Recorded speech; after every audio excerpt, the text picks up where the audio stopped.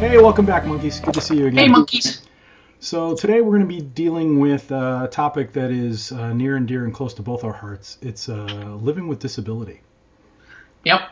So, and we're going to talk about different things like the misinterpretations in pop culture, the misinterpretations with your doctor, with your friends, that kind of thing. Family, career. Yeah. Yeah. Because we both live with disabilities. Yeah. Yeah, we both have different issues, though. So, Dom, tell us a little bit about your issues with disability. So I came to disability late in life. I have ADD, which I've had all my life, but I was diagnosed with it late in life, actually in college. So I didn't know that I had a disability growing up, which in some ways was a mercy because I didn't have to have the stigma of it. But I did have difficulties. But really, the disability that's really more a burden for me is I'm a brain tumor survivor. So I live with a traumatic brain injury that was really the removal of my tumor and the radiation of it, which resulted in a pituitary loss. My pituitary gland is dead. So that left me with a loss of hormone controls. Your pituitary is like the thermostat that controls all the other hormones in your body. Yeah, yeah. So, I've got a lot of messed up hormone issues. And among other things, that resulted in I sleep 18 hours a day, which is kind of debilitating. Yeah. And so it kind of made working impossible, impractical. And, all of these other things. So it's like, that's my disability, pituitary loss. So that's what I live with every day, and it's really hard. I don't know if that's what you were looking for, but... Well, yeah, just a brief explanation for our fans who are watching the show, Right. My disabilities are a little different. I was in an automobile accident when I was a small child and wasn't diagnosed for a few years with a mild case of Tourette's syndrome that they say was caused by a concussion. Again, this was back in the late 70s, early 80s. Not the dark ages of medicine, but the dark ages of medicine in our life, so to speak. They treated me with like haloperidol, medications that turned me into a zombie. And eventually I sought out therapy, and the brain's a wonderful thing. I haven't had a tic in decades, but I still sometimes, with my depression, because I also struggle with depression, I've been diagnosed with that. I have undiagnosed ADD, because it's like a $600 test, to go through, or $1,300 test or something like that to get officially diagnosed. But most of my doctors have said, yeah, based on what you've told me, you have ADD. So I struggle with those issues on a daily basis. And the stereotypes of these medication commercials kind of drive me crazy at times. And it's funny because the sick thing is they play it like on the comedy channels. Like 9.2 or 7.3 is like laugh TV, and they run like sitcoms and comedy movies. And then again, I've touched on this in another episode, I think, where then you go to commercial and it's like, save the puppies. The puppies in Pakistan are dying with your $4 contribution. And it's like, it plays havoc. It does roller coasters on me with my depression. Because it's like, really? I'm watching this channel to bring my level up here. Because I woke up... Yeah, because I woke up down here. Yeah, I woke up down here. And I'm struggling just to get to here so I can function. And so I'm having a morning bagel and some coffee and trying to get to here watching a comedy show. And then the commercials are like, cleft palate children, starving children in Africa, puppies are going to die if you don't adopt them. And it's like, you're killing me, Smalls. You're killing me. You're bringing me down. You know, I mean, no offense to any of those organizations. I wish I could afford to support you, but I can't. But the depictions of let's talk a little bit about the depictions of some of these things in the media. Growing up in the 80s, I didn't want to tell anybody I was diagnosed with Tourette's syndrome, because not that I'm embarrassed about having Tourette's, I'm not, but the depictions of Tourette's in the media were just so wrong, just so stereotyped and wrong and skewed. It's comparable to racial profiling. It seriously is, because you say Tourette's syndrome to anybody, and the first thing they think is, oh, it's a swearing disease. No, it's not. That is one minor symptom in a long list of debilitating issues and tics that you could possibly have, if you had a severe case of Tourette's syndrome, which I did not have. My tics were very verbal. I would grunt. I would have to flex my hands, and I think a symptom residue maybe of that issue when I was a child is the ADD issue of, did I lock the door? Did I leave the oven on? You know, I mean, I had those issues as a child. You know, I would go downstairs. I was a latchkey kid. If you don't know what a latchkey kid is, Google it. My mom worked. I had a key. You know, I'd be alone for a few hours. I'd get myself off to the bus in the morning because my mom would leave early for work. And I would lock the door. I would go downstairs, and we lived in a third floor apartment. Go down all the way downstairs, and then I was like, shit, did I lock the door? Yeah. I got to go back upstairs and check. You know, and this was a byproduct symptom of the Tourette's / ADD. But these things can be debilitating. But the depictions and stereotypes in the media don't help. I mean, granted, they've gotten a lot better since the 80s. The 80s was like, oh, Tourette's is the new disease that's popular. Let's put it in LA law. You know, let's put it on a TV show and have a character swearing in a courtroom. And it's like, then everybody thought, that's Tourette's, you know, nothing else. Well, yeah, it became the public face of it. Yeah. And whenever a disability is depicted in the media, that becomes the poster child. The poster child, right. Yeah. I was trying to find a phrase that did not include the phrase poster child, but okay. Sorry, I didn't mean to steal your thunder. No, it's just that's the you know, what am I trying to say? I didn't want to fall back on the cliche, I guess. It's a cliche. It is a cliche. Yeah. It is what it is. But the issue growing up was not to be defined by that. Yeah, I had a learning disability. What happened was, for me, as a child, because I was in an automobile accident, again, my mom will correct me on the website because I have a tendency to forget dates and years. I believe when I was 5. I know we lived out in the sticks. We lived in Sandwich, Illinois, and got hit by a truck. And and the one instance in my life where if I had been wearing my seatbelt, I would have been dead, because it caved in the passenger side of the car that bad. I was small enough. I was playing on the floorboards of the car. This was before we had seatbelt laws, kids. And they had to pull me out of that. But I was safe because I was under the dash. Again, that's what I remember. Maybe my mom remembers it differently. And I'm sure she'll comment, and that's fine. But from that concussion, then I started developing tics. And Tourette's was not well known in the late 70s, early 80s. So they didn't know what it was.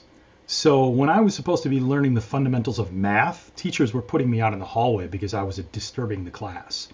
I was a disruption and a disturbance. Well, you know, stop it, Scott. So you're being denied an education. I'm being denied an education because they didn't understand that what I was doing was not to get attention. It was something I couldn't help. And finally, after seeing enough doctors and therapists, we got a diagnosis. But that wasn't for like 3 to 5 years that we got a definitive diagnosis. So dealing with one, you're not officially diagnosed. So you're not officially diagnosed, so you don't get extra help in school. You are not a special ed case. You're a problem You're a child. problem child. You are not officially disabled. So we You're a cannot discipline case. Yeah, so we cannot give you help. That was a big part of it. Growing up with that and dealing with that. So no, I didn't get the best education I could have, and I could have gotten a lot further in life if I had. But it is what it is. You try not to be defined by it.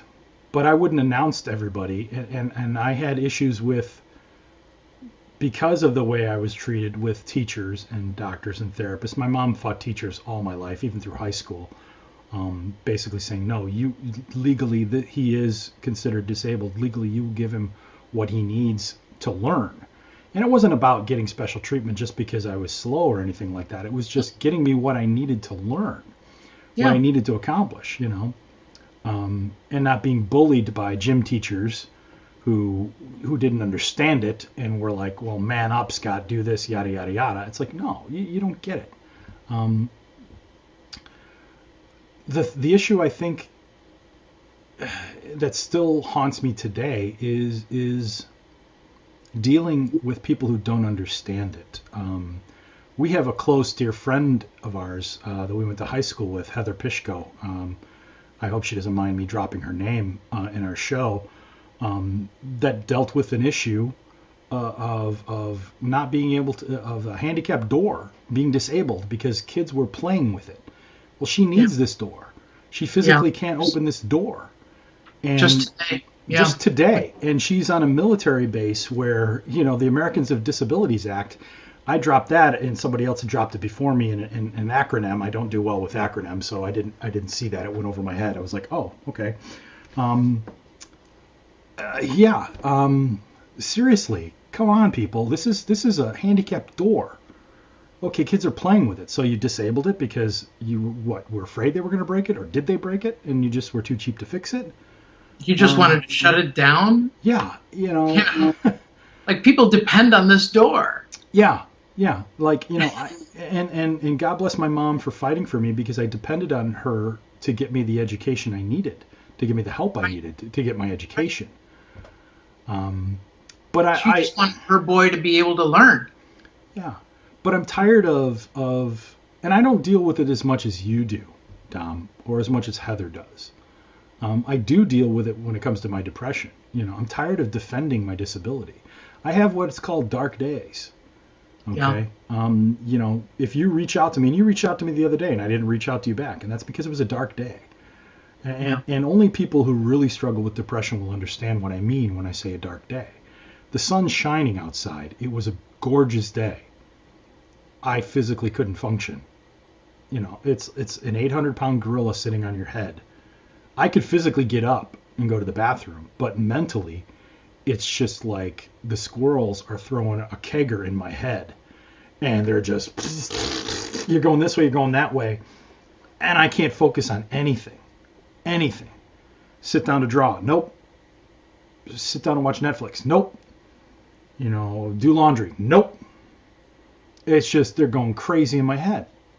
And only people who struggle with depression are going to understand this. I can physically function. I can go to work, I can do a job, I can focus. But there are days where it's just like, okay, I can't focus on what I want to focus on. I can focus on the mental tasks of the day. I can get up, I can shower, I can go to the store, I can, but anything that I want to do, it's not going to happen. And I'm tired of defending it. Well, why didn't you call me back? Why didn't you do this? You don't get it. My family doesn't get it sometimes. And it's just like, I don't know what to tell you. But I'm really tired of apologizing for it. I mean, we had a friend, I was supposed to get together with him, and I haven't heard from him. So I can understand he's got different issues. I'm not going to name drop his name. But he's a dear friend of mine, and I just want to know that he's okay. It's like 1 minute you're there, and the next minute you're not. That's something I understand, because 1 minute I'm talking to you, and then the next minute I'm not, and that's the depression. Saying, and I do it more so to protect my friends. Okay? I do it to protect you. I do it to protect my other friends. Because in my head, you could say one word and it'd be the wrong thing and I could snap on you. And I don't want to be that guy. I don't want to let the Hulk out. Because it's not me. It's the depression. It's the anxiety. It's the fear. It's the doubt. It's all the squirrel issues that I'm dealing with. It's not me. You know? And it frightens a lot of people sometimes and scares them. It's like, I don't want to frighten and scare people. You know? I worked in hospitality. I can fake it really well. I'm having the, you know, you may think, oh my God. And that's an issue that a lot of famous people, you know, Robin Williams, you know, comes to mind, suffered heavily from depression, but you wouldn't know it until he was gone. You know, not to say I'm going anywhere, because I'm not. I would never choose that way to go out. You know, personal choice. That's a topic for another show. But you can certainly understand. But I can understand and relate now. When he did commit suicide, I was heartbroken, like so many other Americans, because Robin Williams was a national treasure and I was a huge fan. But then after hearing exactly what he was going through, not just the depression, but being diagnosed with pre-onset Parkinson's, I understand why he made that choice. I wouldn't make that choice myself, but I get it. Yeah. So. You know, it goes to, you know, I often hear people in the disability community talking about not being defined by I think you just said it too earlier, not being defined by your disability. Mm-hmm. But you kind of are. Well, you kind of are to the extent of how much you let it control and dominate your life. Now you've got. It kind of does. It does. Well, but it does. But it does. It's different for every single person, and I think this is the point I wanted to make with the show. Yeah. There's no paintbrush. There's no wide paintbrush. Don't paint us all with one paintbrush. And the media and our culture tends to do that. They tend to paint, you know, people with depression. Oh, don't hire them. You know, they could come in, they could shoot up the place. Don't do this, don't do that. And it's a wide paintbrush that people just like to say, you're in this box with all these other people. You're the same. And it's not. Your disability is unique to you. My disability is unique to me. Someone else who suffers from depression or is a brain tumor survivor, they are dealing with their own unique challenges. You know, our friend Heather Pishko is dealing with her own medical issues. You know. Right. I didn't mean that we're all the same. I just mean that I know. really does define me. Yeah. Like, yeah. My disability, it looms large. Mm-hmm. It controls every aspect of my life. Yeah. It's a giant. Mm-hmm. It is. And more so than mine. It restricts every aspect of my life. So,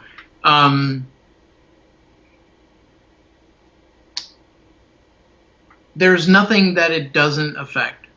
Yeah. And you know,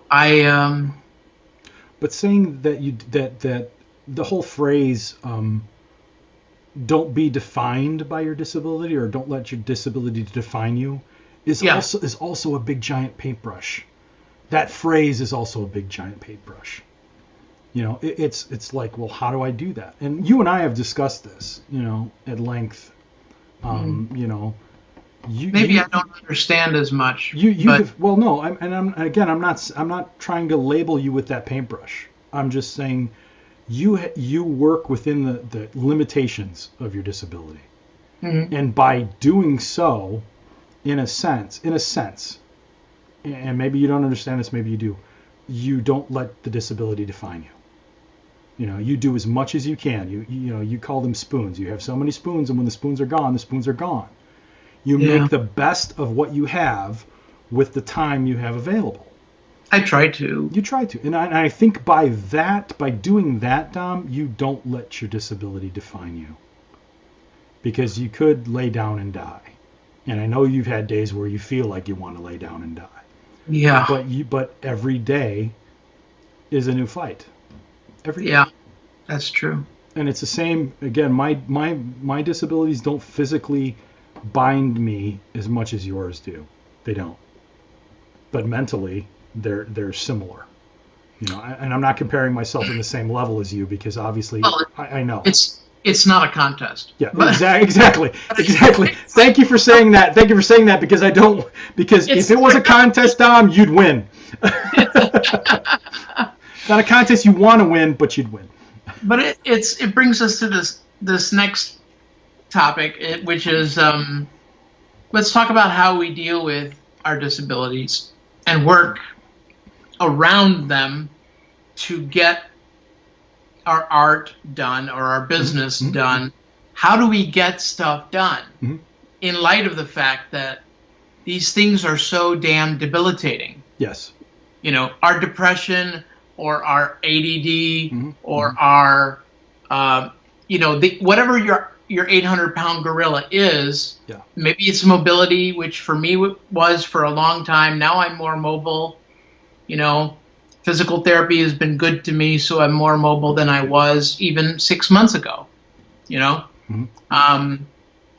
I'm able to do things that I wasn't able to do 6 months ago. So, like, whatever our 800-pound gorilla is, how do we work around it to be able to get things done? Like, you just did a show where leading up to the show, you had to do a certain amount of art every day. Yeah.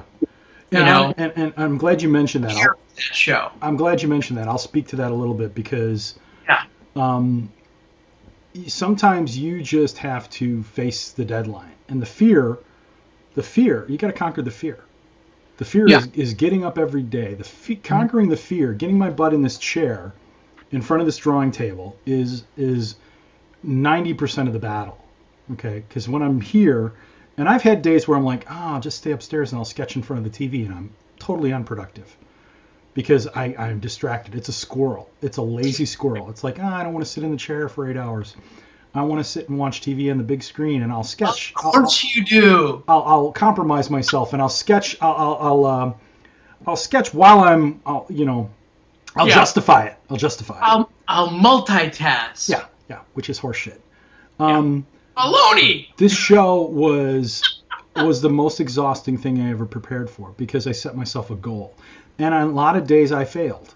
My goal was like 3 cards or 5 cards a day, and then I got sidetracked into this thing called Inktober, which I've kind of failed at and let go by the wayside. I haven't drawn anything for Inktober in like 5 days because I did this show, and everything up to the show was produce. This is my first show. I want to have a lot of product available. I don't want to be like, well, I've sold out. Nothing I can do. I can do you a sketch. And I didn't sell a lot, which is good because I got another show in November, which I think is going to be much better. It's my only other show. But it was exhausting to the point of I would get up at 7 a.m. I would get breakfast. I would come downstairs. I would draw till 12:30, 1 o'clock until my stomach finally said, you need to eat something. I would get back up. I'd go upstairs. I'd grab a bite to eat. Then I'd come back downstairs. I'd draw until my wife and daughter got home. 6, 7 o'clock, I'd have dinner. And then I would come back downstairs again, and I would draw until 10:30, 11 o'clock at night. And just physically exhausting. That's quite a schedule. Yeah, I mean, schedule, it was like, and part of it was I would lose days. Life gets in the way. You're going to lose days. You got to go. I got to go to my mom's. I got to run errands. I got to go to the store. I got to do this. I got to look for work, et cetera, et cetera. You're going to lose days. Yeah. And it just got exhausting to the point of after the show, like the show was last weekend. This next weekend, I've got a toy show coming up. I did nothing. I was so exhausted. I'm like, I don't want to draw. I don't want to even look at paper. And it's Thursday. I haven't drawn anything since Saturday. And I feel a little guilty about it, but my brain is also recharging, But the other issue is when you get off track like this, then the squirrels come back. The depression. And let's not forget, our disability is another squirrel. Yeah. Or a whole set of squirrels. When I say squirrels, when I say squirrels, my depression and disability, I call them squirrels. I call them squirrels because it's not just the things in life that gets in the way, it's the things in your head that get in the way. Yeah. It's the Before I started drawing for the show, I was in a very dark place, depression-wise. I could barely function. I could barely get up. It was, you're no good, you're too old, you're never going to be able to make a living doing this, yada, yada, yada. You know, squirrel after squirrel after squirrel. Then I finally bit the bullet and said, screw it, I'm doing it. I'm doing it regardless. I don't care. I'm going to my grave not unsatisfied with this particular aspect of my life. But then after the show, I got exhausted again, and all of a sudden the old mental patterns came back.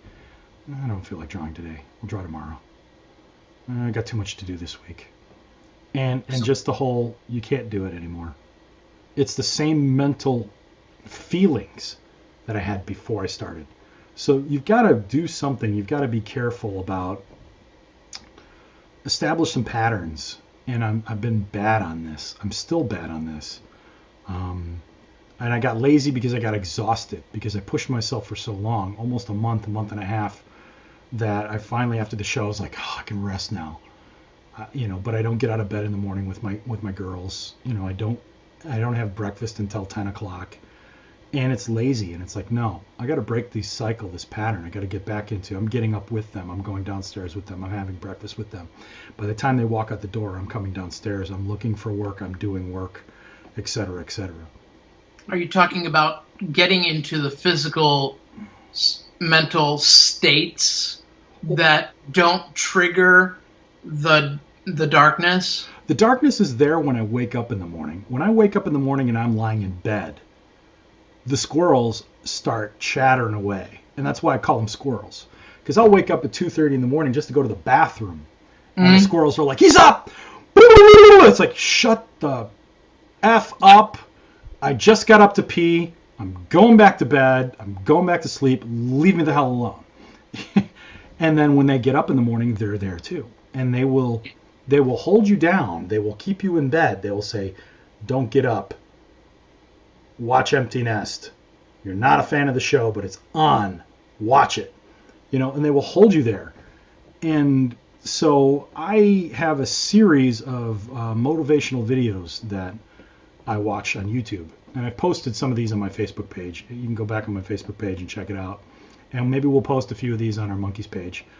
That there's like 3 in particular that I get up every day. And if I can't get out of bed, I put them on. And those 3 videos, they get me out of bed. And when I get out of bed, that's the 90% of it right there. Once I get out of bed, something will happen. I can make something happen, even if I don't feel like it. And the issue is, as an artist, and I apologize, I'm going on and we're going a little long today, but that's okay.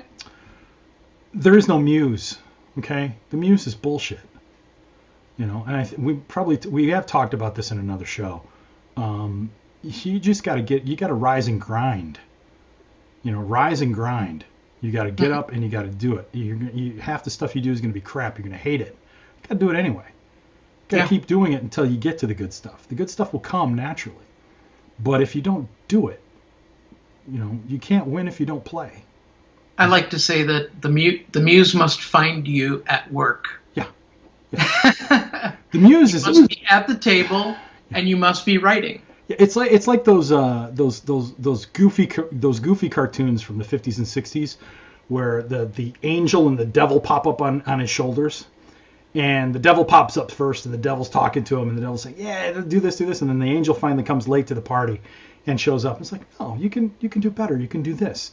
And that's kind of like the squirrels. The squirrels rest on my shoulders until the positive squirrel, the muse, shows up and says, leave him the hell alone, he's working, he's doing good. You know, back off. Mm-hmm. That's how I look at it. Yeah. So I think that's more true than you might think. So dealing with your disability, how I deal with it is basically I rise and grind. There are some days I lose. There's some days I don't rise and grind. But you got to rise and grind. If you don't rise and grind, you let your disability define you. You don't define your disability or work around it. I think that sometimes we are more afraid of our power. I think that on an other than conscious level, and I believe that our other than conscious mind is more powerful than our conscious mind. and I really believe this. I think that we are afraid of being powerful and we are afraid of being successful. Mhm. I think that is our default position. And Yeah. I really believe this. It's true. We have to be willing to face our power and step into it. Yeah. And just be comfortable with that and say, you know what? I'm going to own, because being powerful means that you take responsibility for yourself, right? And I think that's what terrifies us. Yeah. So we're like, well, I will be successful because I'm taking personal responsibility for my life, which means you can't foist it off on anybody else. You can't say, well, I'm this way because of my mom, or I'm this way because of my dad, or my sister, my brother-in-law, or the guy who cheated me back in high school. Yeah, go out and get yourself one of these, folks. Get yourself an excuse jar. And I've done this, and I've written down on Post-it notes all the excuses I have. And I haven't looked at this in a while. I need to dump these out and look at them. So what do you do with them? I basically just put them in the jar. Anytime I have an excuse in my head that keeps me from doing something, I write it down and I stick it in the jar. Now it's like the genie. It's like trapped in the jar. But it's true. And these are some of the things that are in these videos that we will post on the website. These 3 videos that I listen to every day. You are more afraid of your greatness and of success than you are of the failure. But you have to make the fear of failure. What do they say? You got to make the potential for success greater than the fear of failure. And I'm paraphrasing. If you make the success stronger, then it defeats the failure. If you make your fear the strongest thing in your life, then you will never move forward. I really believe I'm not afraid of failure at all. I believe you have to fail as fast as you can. Fail hard, fail fast, fail over and over again. And fail often. Yeah. And because we don't learn. I say bring it on. Yeah, I say bring it on. Yeah, we don't because learn. I learn from failure. Mm-hmm. So and this is what I coach as well. I say you just want to keep failing as fast as you can. Yeah. And take notes. Yeah. Because you don't learn. Take notes. Yeah, you don't learn from your successes. You learn from your failures. And this is, I think, something we don't teach kids in school. Yeah. We teach kids in school, hey, get everything right. Get all your answers right. And I just say, what value is there in that? Yeah. I say, get them all wrong. Learn. That's what I say. Yeah. Okay, I've just gone way on and on and on. That's all right. I just feel very, very strongly in that. Don't fear failure. No.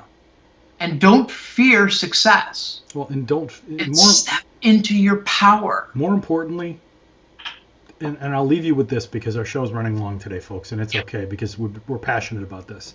We really are. But don't fear your fear. And what I mean by that is don't let your fear paralyze you. Move. Movement in one direction or the other. Movement will help conquer your fear. 90% of it is just getting out of bed in the morning. After that, if you can get momentum going on your side, then you'll be successful regardless of what you're doing. And we've talked about disability, but really it's our superpower. Yeah. You're wearing that beautiful superheroes shirt today. Yeah, it's superheroes have issues, and it's like, nobody can see it unless I stand up here. But it's like, it's all the psychological issues that Batman, Superman, all the heroes have. Sure. Batman is needs anger management. Green Lantern or the Riddler is a know-it-all. I want to see the Green Arrow. What's the Green Arrow? Green Arrow is borderline personality. Yeah, man. So it's issues like that. But with that, folks, go find your own Green Lantern ring. Go find your own superpower. Let your disability be your superpower, and we'll see you next time.